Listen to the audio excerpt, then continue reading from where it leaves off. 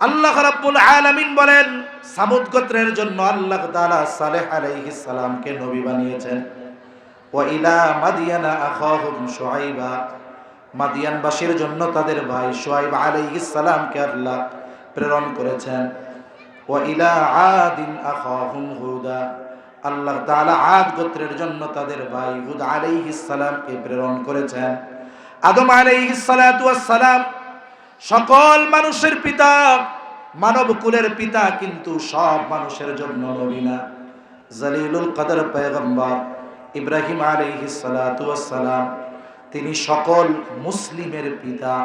আল্লাহ তাআলা কোরআনুল কারীমের মধ্যে বলেন মিল্লাতা আবিকুম ইব্রাহিম হুয়া সাম্মাকুমুল মুসলিমিন, তিনি আমাদের নাম রেখেছেন মুসলমান।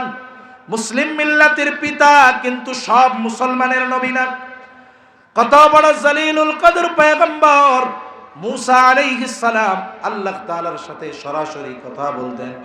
কোরআনুল কারীমের মধ্যে সবচাইতে বেশি ওনার নাম এসেছে, বলে আল্লাহর সাথে সরাসরি কথা বলেন। ইহুদিদের দাবি যে তিনি শুধু আমাদের নবী, আর কারো নয়। কত বড় জলিলুল কদর পয়গম্বর ঈসা আলাইহিস সালাতু ওয়াস সালাম, নাসারাদের দাবি, বনি ইসরাইলীদের দাবি, নাসারাদের দাবি তিনি শুধু আমাদের নবী, আর কারো নয়। কিন্তু আমার আপনার নবীর ব্যাপারে আল্লাহ তাআলা বলেন, হাবিব আপনি বলে দেন, কুল ইয়া আইয়ুহান নাসু ইন্নী রাসূলুল্লাহি ইলাইকুম জামিআ। নবী আপনি বলে দেন, হে মানব সম্প্রদায়, ইন্নী রাসূলুল্লাহি ইলাইকুম জামিআ। আল্লাহ তাআলা আমার আপনার নবীকে বলেন, আপনি বলে দেন, ইন্নী রাসূলুল্লাহি ইলাইকুম, আমি তোমাদের কাছে আল্লাহর পক্ষ থেকে প্রেরিত রাসূল, তোমাদের সকলের রাসূল, সকলের কাছে প্রেরিত হয়েছি।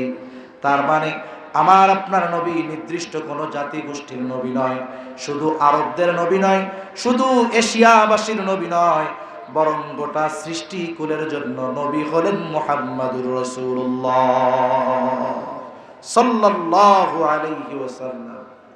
এখন বলুন তো, আল্লাহ তাআলা এই কোয়ালিফিকেশন আমার আপনার নবী ছাড়া অন্য কাউকে আর দিয়েছেন? দেন নাই। উনি যেমন গোটা মানব কুলের সকলের জন্য নবী, ওনার আদর্শ ওই রকম সকল মানুষের জন্য অনুসরণীয়। অমুসলিমও যদি অনুসরণ করে ও দুনিয়ার শান্তি দেখতে পারবে, হয়তো বেঈমান হওয়ার কারণে আখিরাতে অনন্তকালের শান্তি তার নসিব হবে না।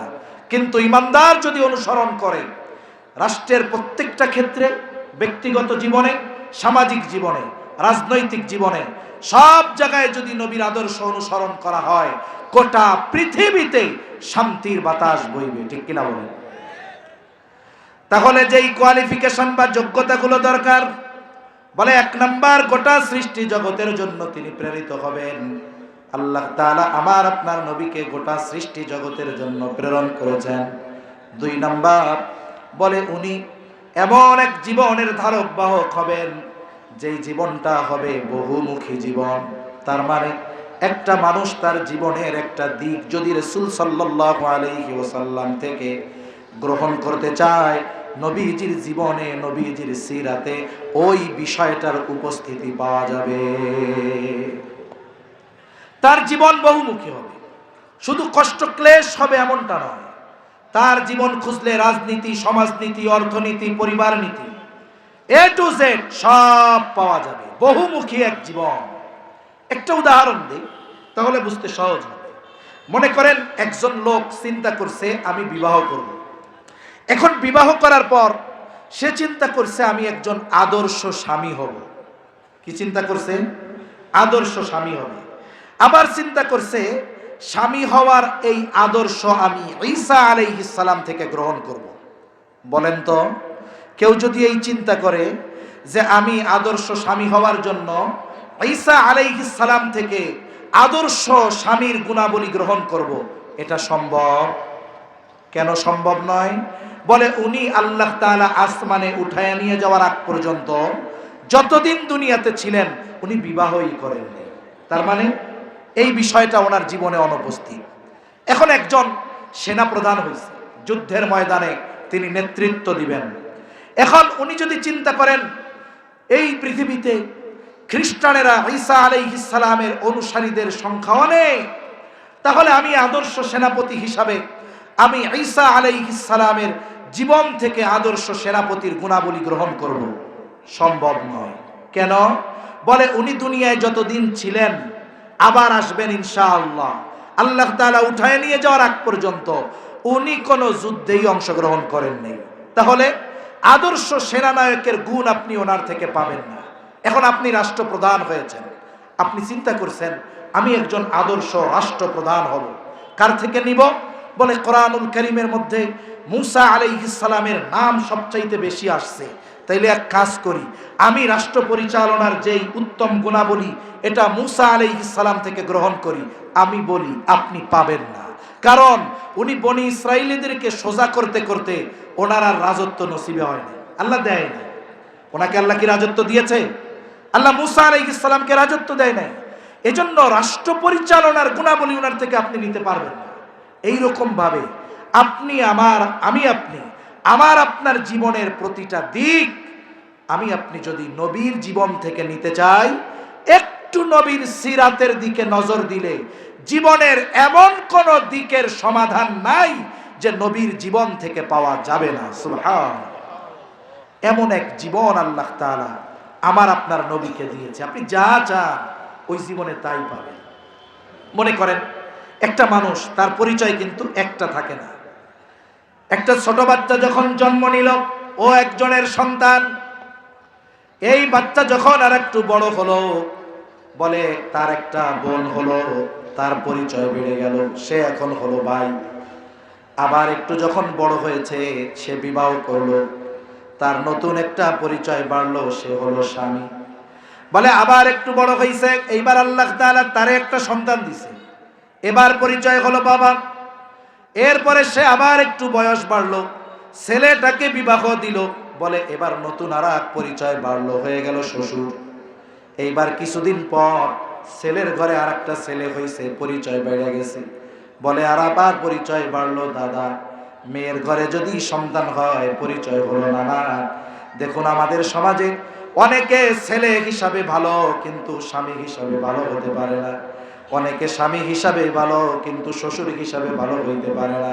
কিন্তু আমার আপনার নবীর যত পরিচয় আছে, হোক পারিবারিক সকল পরিচয়, হোক সামাজিক পরিচয়, হোক রাষ্ট্রীয় পরিচয়, হোক সাথী হিসাবে পরিচয়, যত পরিচয় নবীর আছে প্রত্যেক জায়গায় আমার আপনার নবীর চরিত্র পূর্ণাঙ্গ।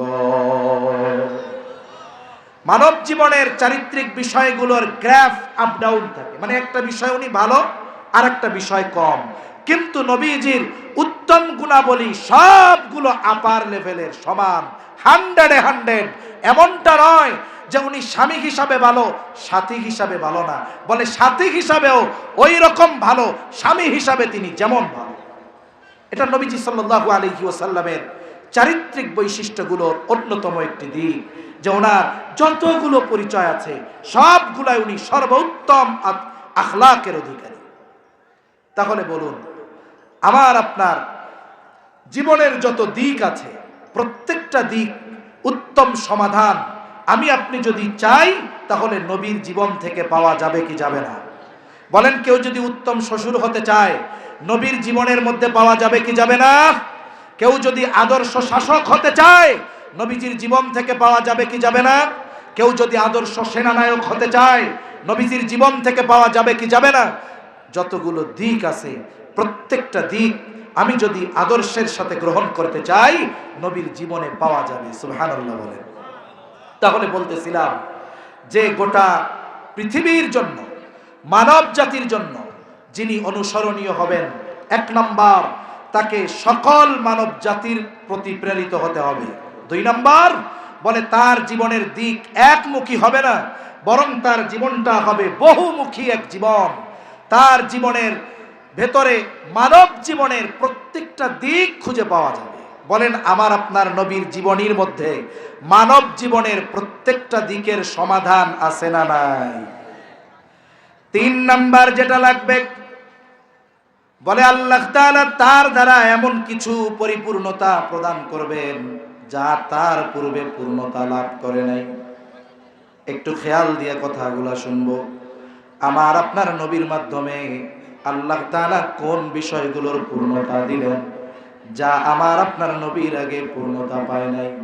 এক নাম্বার, আমার আপনার নবীর দ্বারা আল্লাহ তাআলা শরীয়তের পূর্ণতার ঘোষণা দিয়েছেন।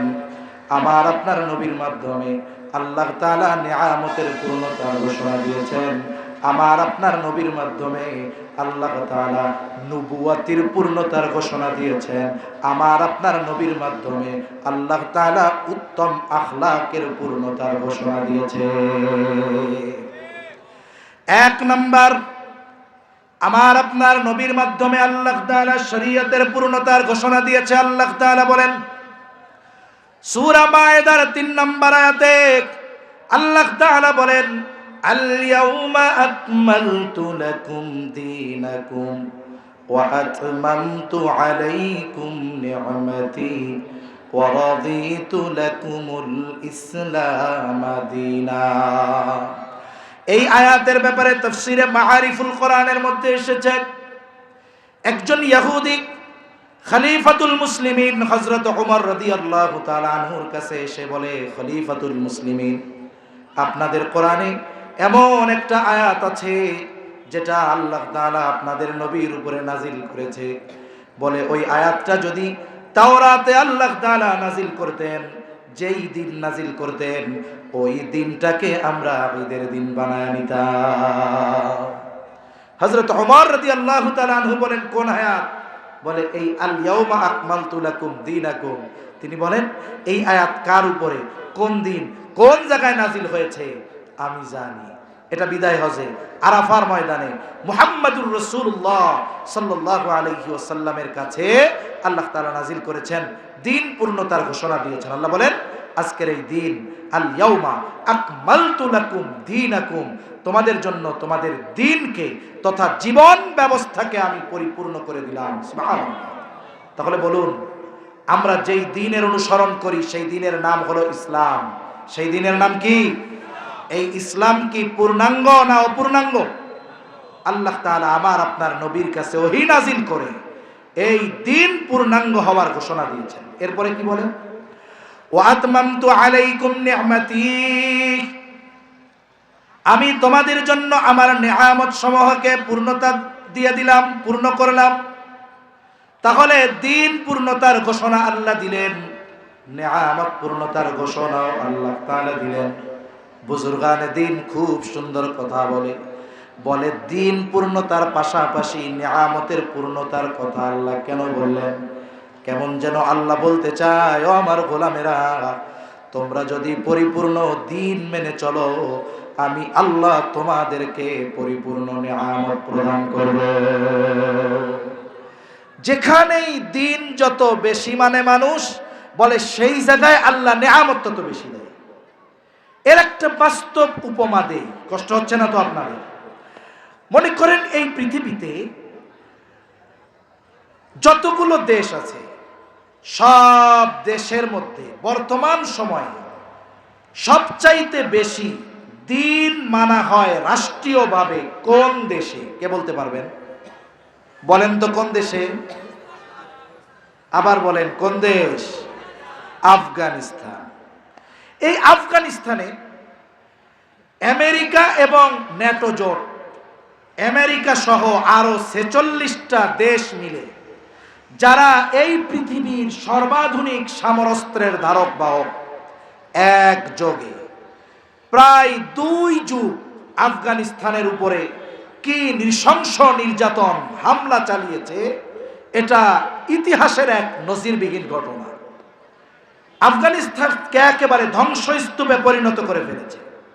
কিন্তু আল্লাহর কিছু বান্দা আল্লাহর উপরে অটল অবিচল বিশ্বাস রেখে এই পৃথিবীর সর্বাধুনিক সমরাস্ত্রে সুসজ্জিত সেনাবাহিনীর বিরুদ্ধে তারা জিহাদ ফি সাবিলিল্লাহ পরিচালিত করে গেছে, চালায় গেছে।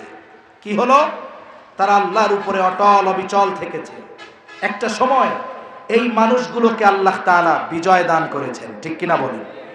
আমেরিকা ন্যাটো শক্তি আফগানিস্তান থেকে লেজ গুটিয়ে পালিয়ে যেতে বাধ্য হয়েছে। এটাই বাস্তব কথা। আবার 2 যুগ পর আফগানিস্তানের পরিচালনার দায়িত্ব কাদের হাতে দিয়েছে? বলে 2 যুগ আগে যাদের হাত থেকে ক্ষমতা ছিনিয়ে নিয়েছিল তাদের হাতেই আবার তুলে দিতে বাধ্য হয়েছে। কিন্তু কি করেছে? গোটা আফগানিস্তানকে ধ্বংসস্তূপে পরিণত করছে। সাথে সাথে তাদের যে বৈদেশিক মূল্য, রিজার্ভ, এগুলো সব নিয়ে চলে গেছে। রাষ্ট্র পরিচালনার দায়িত্ব তাদের হাতে তুলে দিয়েছে। না আছে তাদের হাতে কোনো সম্পদ, না আছে টাকা পয়সা। কি করবে? আমেরিকানরা হয়তো চিন্তা করছে আমরা চলে যাওয়ার পর এদের হাতে যখন টাকা পয়সা নাই, এরা রাষ্ট্র চালাবে কেমনে? কয়েকদিন পরে আফগানিস্তানের মানুষ বলা শুরু করবে আগেই ভালো ছিলাম। আগেই ভালো ছিলামের গল্প শোনেন না আপনারা? আফগানিস্তানের মানুষ বলা শুরু করবে আগেই ভালো ছিলাম। কিন্তু যেই মানুষগুলোর হাতে রাষ্ট্র পরিচালনার দায়িত্ব, এরা কি দুর্নীতিবাজ? জোরে বলেন, দুর্নীতিবাজ? এরা কি টাকা পাচারকারী? এই পৃথিবীতে ঈমানের দিক দিয়ে, তাকওয়ার দিক দিয়ে ওই মানুষগুলো শীর্ষ স্থানে অবস্থান করছে, ঠিক কিনা বলেন? আর আল্লাহর ওয়াদা কি? আল্লাহ তাআলা বলেন, ওয়ালাউ আন্না আহলাল কুরা আমানু ওয়াত্তাকাউ লাফাতাহনা আলাইহিম বারাকাতিম মিনাস সামাই ওয়াল আরদ। আল্লাহ রাব্বুল আলামিন বলেন, লাউ আন্না আহলাল কুরা আমানু ওয়াত্তাকাউ, যদি ওই জনপদের অধিবাসীরা ঈমান আনে, মুত্তাকি হয়ে যায়, তাহলে কি হবে? আল্লাহ তাআলা বলেন, অবশ্যই আমি তাদের জন্য আসমান এবং জমিনের বরকতের দরজা সমূহ খুলে দিব। যদিও তাদের হাতে সম্পদ ছিল না, টাকা পয়সা ছিল না, কিন্তু তারা ঈমান এবং তাকওয়ার দিক দিয়ে শীর্ষ স্থানে থাকার কারণে যখন রাষ্ট্রের দায়িত্ব নিয়েছেন, কোরআন সুন্নাহর আলোকে রাষ্ট্র পরিচালনা করার চেষ্টা করেছেন। 3 বছর ঘুরতে পারে নাই। বলে এই পৃথিবীতে যত দেশ আছে, উন্নতির দিক দিয়ে যেই দেশগুলো ছুটে চলছে উপরের দিকে, এর মধ্যে 1 নম্বরে যেই দেশ, সেই দেশের নাম হলো আফগানিস্তান। কেন হলো? কারণ তারা দিন মানার চেষ্টা করেছে বিদায় তাদেরকে নেয়ামত দিচ্ছেন কে? আসমান জমিনের বরকতের দরজা আল্লাহ খুলে দিয়েছে। সময়ের সাথে সাথে তেলের খনি পাওয়া যাচ্ছে। নিজস্ব মেধা খাটিয়ে এই তেল উত্তোলনের প্রচেষ্টা তারা চালিয়ে যাচ্ছে। কৃষি ক্ষেত্রে বিপ্লব, যেইখানে মরুভূমি, আল্লাহ তাআলা সেই দেশের থেকে ফল উৎপাদনের মাধ্যমে ওই ফলের জুস বাংলাদেশেও কিনতে পাওয়া যায়। বলে এই ফলের জুস যারা সবচাইতে বেশি বড় ক্রেতা, যারা কারা? বলে যেই আমেরিকা ওদেরকে রিক্ত হস্তে ছেড়ে দিয়েছিল, সবচাইতে বড় ক্রেতা হলো ওই আমেরিকা। ওদেরও বিশ্বাস যে ওরা যেটা বিক্রয় করবে এটা অরিজিনাল, এজন্য ওরা কিনতেছে। এখন আমি যে কথাটা মূলত বোঝানোর জন্য বললাম, প্রাসঙ্গিক আলোচনায় আসলো বিদায়, যে দিন যে যত মানবে তাকে তত বেশি নেয়ামত দিবেন কে? এজন্য বুজুর্গানে দিন বলেন, যেখানে দিন পরিপূর্ণ ওখানে নেয়ামত পরিপূর্ণ।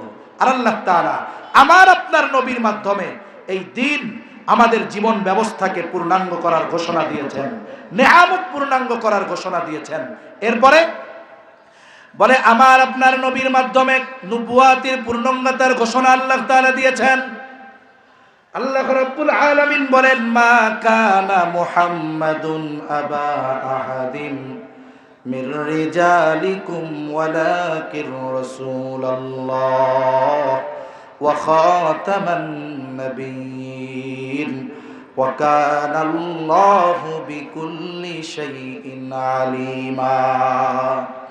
আল্লাহ তাআলা বলেন, মুহাম্মদ সাল্লাল্লাহু আলাইহি ওয়াসাল্লাম তোমাদের কোনো পুরুষের পিতা নন, ওয়ালাকিন রাসূলুল্লাহ, তিনি হলেন আল্লাহ তাআলার রাসূল, ওয়া খাতামান নাবিয়্যিন, তিনি হলেন শেষ নবী। আমার আপনার নবী হলেন শেষ নবী। বলেন তো আমার আপনার নবীর পরে আর কোন নবী আছে নাকি? জোরে বলেন আছে নাকি? নবীজিও বলেন আনা খাতামুন নবিয়্যিন লা নাবিয়্যা বাদি। নবীজি বলেন আমি শেষ নবী, আমার পরে আর কোন নবী নাই। এখন যারা এই কথা বিশ্বাস করে যে আমার আপনার নবীর পরে নবী আছে, বলেন তো তাদের ঈমান আছে না গেছে? একটা মানুষের বেঈমান হওয়ার জন্য গোটা কোরআনুল কারীম অস্বীকার করা লাগবে না। একটা মানুষের বেঈমান হওয়ার জন্য কোরআনের একটা সূরা অস্বীকার করা লাগবে না, কোরআনের একটা আয়াত অস্বীকার করা লাগবে না, কোরআনের একটা রুকু অস্বীকার করা লাগবে না, কোরআনের একটা শব্দ অস্বীকার করা লাগবে না। কোরআনুল কারীমের কিছু সূরার শুরুতে এক একটা অক্ষর আছে, যেমন নুন, কফ, সদ, একটা একটা অক্ষর। অর্থ কি যদি জিজ্ঞাসা করা হয় অর্থ কি, গোটা পৃথিবীর উলামায়ে কেরাম মুফাসসিরিনে কেরামের জবাব হলো এই সদ নুন কফ এর অর্থ কি যিনি ভালো জানেন তিনি কে, উদ্দেশ্য কি যিনি ভালো জানেন তিনি কে। এখন যদি কোনো অতি পণ্ডিত এই কথা বলে যার অর্থ জানি না উদ্দেশ্য জানি না ওই অক্ষরটা মানি না, বলেন তো ঈমান থাকবে নাকি যাবে? তাহলে খাতমে নবুয়তের ঘোষণা আল্লাহ তাআলা কোরআনুল কারীমের মধ্যে সুস্পষ্টভাবে দেবার পর, নবীজি নিজে জানিয়ে দেবার পর যে আমি শেষ নবী, আমার পরে আর কোনো নবী নাই, বলেন তো সুস্পষ্ট ঘোষণার পরে যারা বলতে চায় গোলাম মোহাম্মদ কাদিয়ানীও নবী, বলেন তো এই কাদিয়ানীর গোষ্ঠীর ঈমান আছে না গেছে? মনে রাখতে হবে এরা যে কাফের কোনো সন্দেহ নাই। এদেরকে যারা মনে করবে না কাফের, এদেরও ঈমানের সমস্যা আছে না নাই? অতি উদারতা দেখানোর কোনো সুযোগ নাই।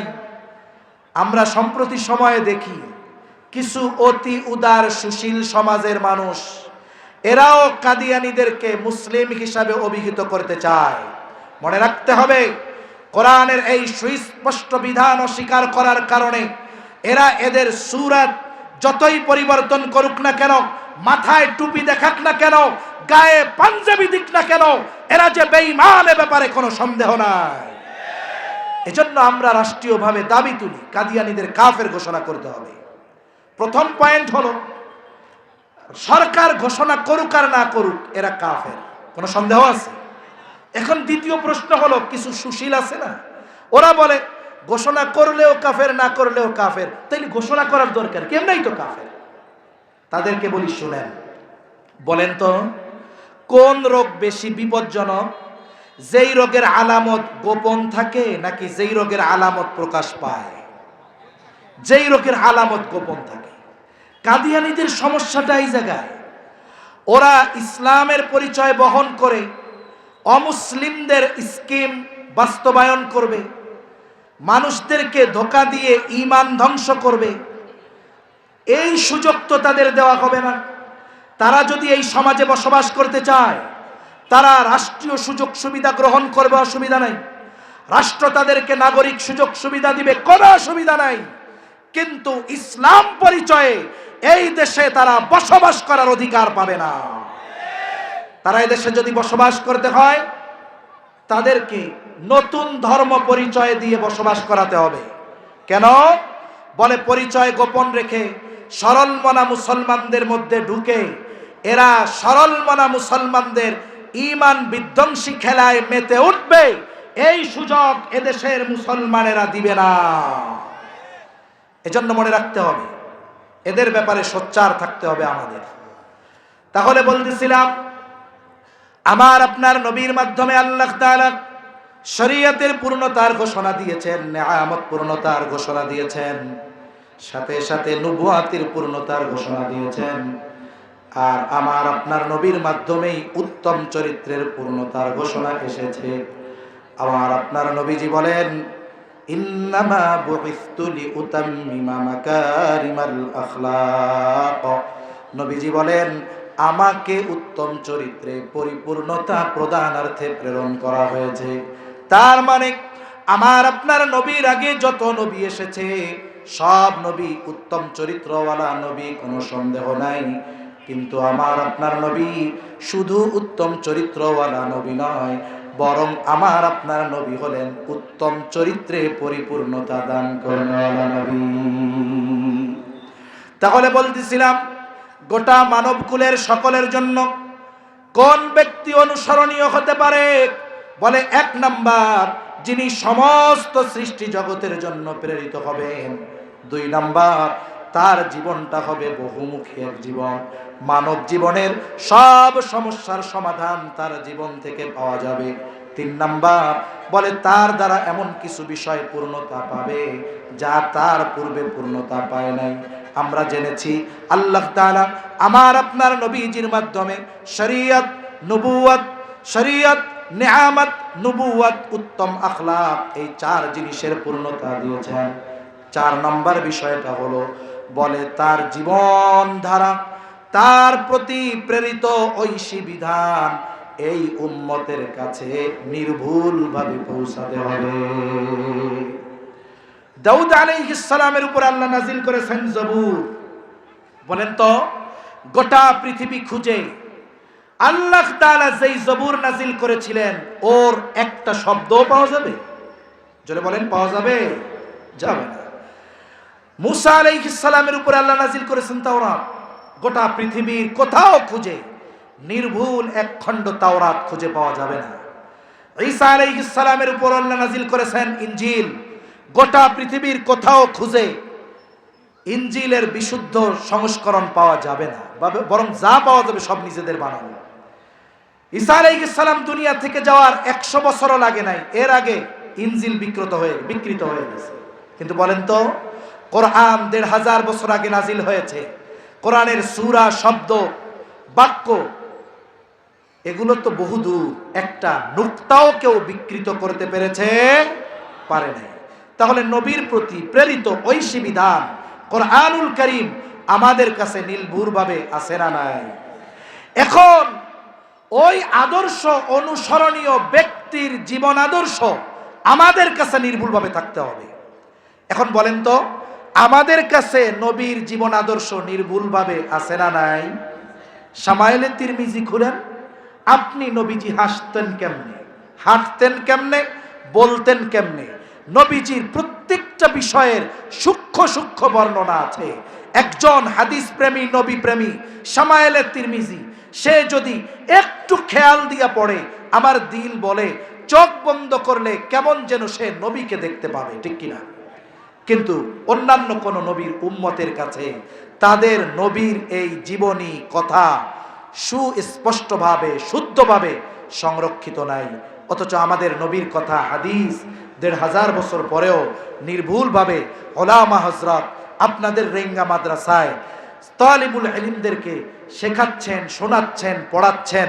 কিয়ামত পর্যন্ত আমার আপনার নবীর কাছে প্রেরিত ঐশী বিধান এবং নবীর জবানের কথা, কর্ম, এ সবগুলো নির্ভুলভাবে এই উম্মতের কাছে সংরক্ষিত আছে, কিয়ামত পর্যন্ত থাকবে ইনশাআল্লাহ। তাহলে মূল কথা হলো এটা যে রাসূল সাল্লাল্লাহু আলাইহি ওয়াসাল্লাম সকলের জন্য অনুসরণীয়। কেন? বলে, যিনি অনুসরণীয় হবেন তার স্পেশাল কিছু গুণাবলী থাকতে হবে।